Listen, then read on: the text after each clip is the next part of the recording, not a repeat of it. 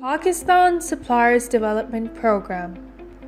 SMEs in many sectors in Pakistan are increasingly facing difficulties to meet high standards of larger companies while supplying their goods or services.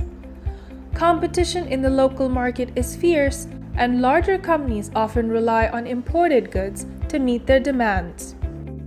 Missing links in the domestic value chains tend to marginalize micro, small, and medium enterprises. Their isolation, defined as the lack of access to the market, sources of finance, and information, reduces the local offer drastically.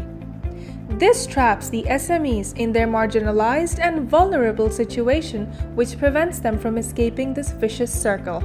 The Supplier Development Programme of the United Nations Development Programme, in partnership with the Government of Pakistan, aims to support the economic growth of the country by creating inclusive markets where all SMEs are given equitable opportunities to increase their business. This innovative approach is ensured by the participation of larger companies willing to purchase goods or services from SMEs to develop them as their suppliers while building a strategic relationship. The implementation of this program is ensured by the application of the supplier's development methodology in a value chain, which is made up of one lead company and 6 to 10 supplier companies. The intervention is carried out by a team of consultants over a period of 10 to 12 months, which consists of 6 main stages. Stage 1. Promotion and formalization. During this stage, the lead company is identified and the strategic suppliers to be included into the value chain are selected.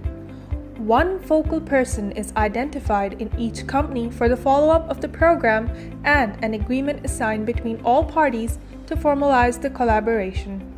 Stage 2. Diagnosis. Stage 2 is based on the implementation of a series of tools developed from the industry best practices.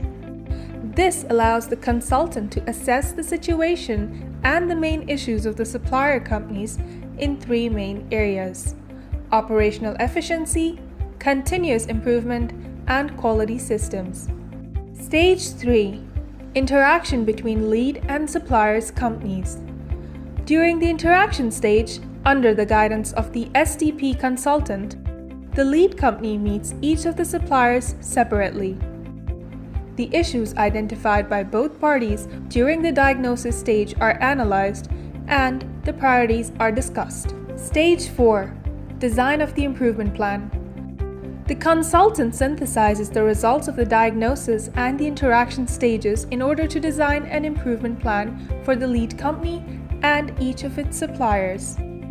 These plans include the ranking of the issues, their causes, the strategies to address the problems, the tools to be used, the persons in charge to implement the changes, the expected results, and the planned timeline. Stage 5. Implementation and follow-up. This stage is about implementing the improvement plans previously developed by the consultant and approved by the companies. Training support and technical assistance can be provided if necessary by specialized consultants and existing institutions dedicated to support SMEs. Stage 6. Documentation and systemization of the intervention. The results of the baseline established during the diagnosis stage is compared to the results at the end of the implementation stage.